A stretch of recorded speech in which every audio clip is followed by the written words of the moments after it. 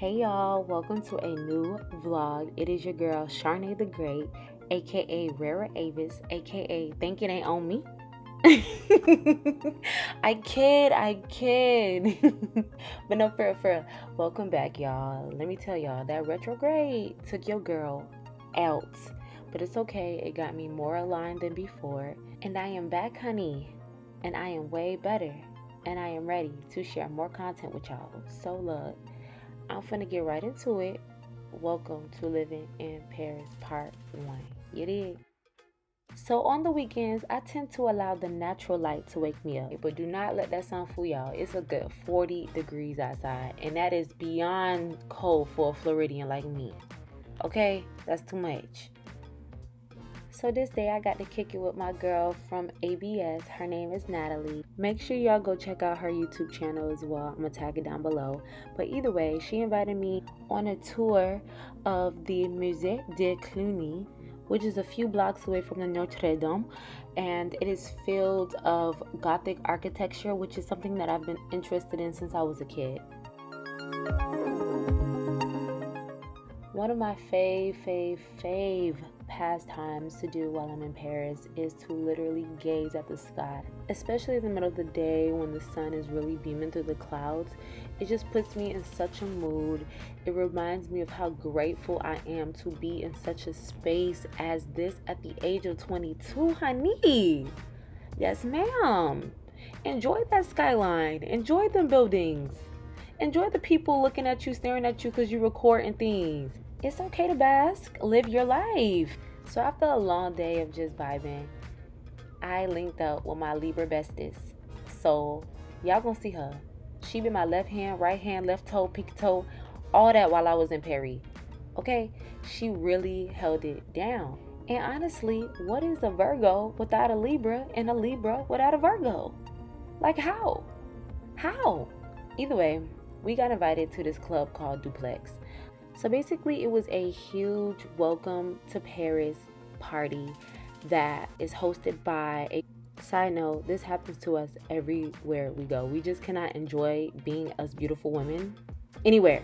A group of students by the name of Erasmus, which are foreign exchange and study abroad students that put on parties for foreign exchange and study abroad students as well. We just linked up. It's literally about 38 degrees outside. We're cold as mother F. So the club was literally down the street from the Arc de Triomphe de l'Étoile, and that is the very infamous arc in Paris. So it was kind of cool to see that at night. And here's the party. So y'all, like, I'm not a club person, but we really tried to enjoy ourselves as much as we could. They were playing EDM music, which I love, but the DJ was a tad bit off. Just the beat drop was a little slow. We didn't get a chance to buy any watered down drinks, but we did enjoy the scenery at the party. It is what you make it, guys. It is. Oh my lord, this weather in February, sickening. Guys, guess who we ran into on the bus back? ABS in this bitch. Hashtag ABS. That was my bro Brian in the last clip, but get into this sandwich, y'all. Me and Sol went to Cafe Auberconf and spent 10 euros on this amazing sandwich. Like, hands down, that was the best sandwich I've ever tasted. Ever. So our school mommy Danielle, who you will see in the next few clips, invited me, Sol, and our bro Brian to a museum at the Centre Pompidou. And right now I'm just getting off the metro, about to meet Danielle and everyone. I am currently at the Châtelet in the Les Halles station, and this is my favorite place to be in Paris. I love this area because I don't have to be on my phone. Oh, quick little outfit check. You know I had to get real comfy on them. It's chilly, a little brisk outside. Wait, is that a stain? Oh yeah. Either way, like I was stating earlier, this is one of my favorite places to just roam while I'm in Paris. Mainly because I don't have to be stuck on my phone looking at my GPS trying to figure out where I'm going. This place is filled with art. This place is filled with clothing stores, kilo shops, thrift stores, shoe stores, small little galleries, so many cool bars, so many cool restaurants, and even cool little places just to sit and chill. Like, it's just really for the hip, the urban, the kids our age that like to just venture out and not really have a plan, but just like to get out the house and just bullet. And no matter what time of the day it is, there's always people out there doing them. I think this area really reminds me of Brooklyn a lot because everybody in Brooklyn, well, everybody in New York really just minds their business. Everybody just do their thing. They do what they love. They trying to get a coin. They either doing a job or, just chilling with their family. And again, this area is such a relaxed place to be because you could just vibe out and just be swept up in the Parisian lifestyle. So finally met up with Soul, Brian, and Danielle, and we had to wait in this a very, very, very, very long line to get into Centre Pompidou, but it is okay because it was worth it. So this is the inside. It's so beautiful. It's literally a big space, and it has a cafe, it has workshops, it has studio space. Brian is always camera ready, always. It has studio space, and it even has a bibliothèque, which means library in French.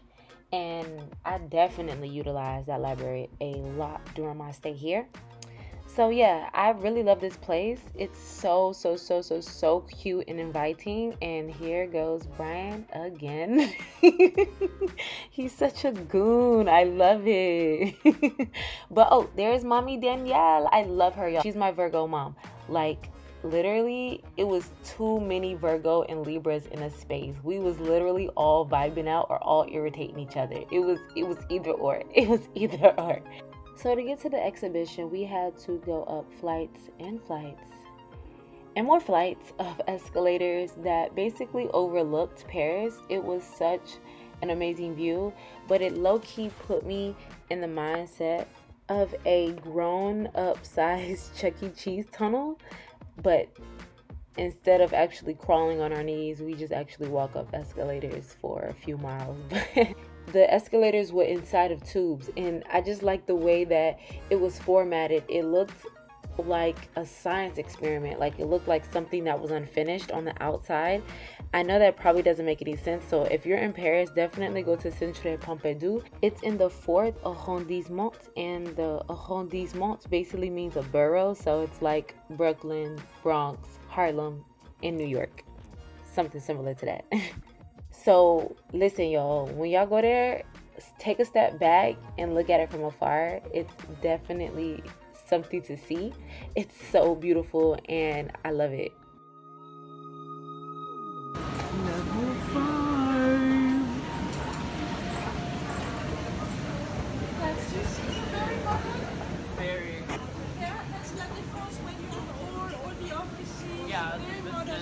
That was literally my first time seeing Wow.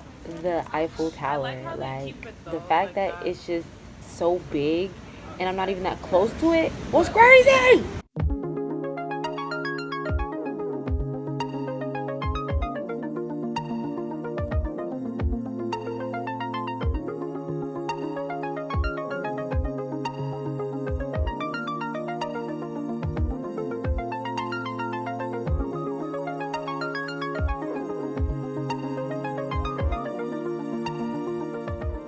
What fascinated me the most about this piece was the duality of a woman.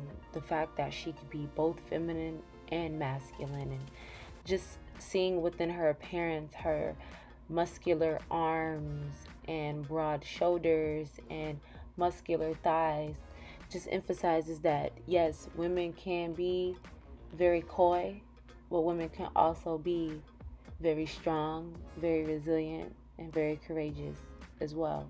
So there was this short film about the creation of the Eiffel Tower, and I did not know that the Eiffel Tower was actually painted 18 different times. Colors such as red, brown, and even my favorite color, yellow. And the fact that I've seen this image on comforters and on room decor to now actually seeing it in person, like, it's literally mind-blowing. I was pretty excited to actually see original art from Picasso and a lot of contemporary artists, Parisian artists. It was really interesting to see their perspective of what art is compared to someone who likes very abstract and very avant-garde style of art. But I was actually able to find a really cool piece like this. I was just baffled. Look at me in a reflection. Hey, boo. Hey. Either way, I don't even know what this was, but I love the craftsmanship of it. It was so perfectly crafted and very detailed. 3 days later. So it's Monday again, and I found myself stuck in the library at school because I really was interested in how psychology is infused within fashion, but somehow all of the books were in French, and I wasn't that good at French at this time. So I was just like, you know what? Let's just go out on the town and let's just figure out how else I could get this information.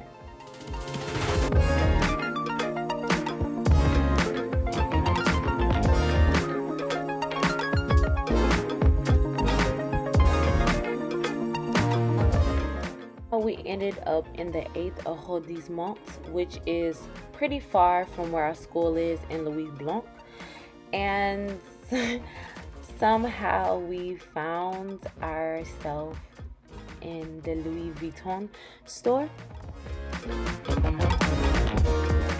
We were actually encouraged by our professor to go out and live the Parisian lifestyle of a client that buys, wears, and is infatuated with luxury fashion.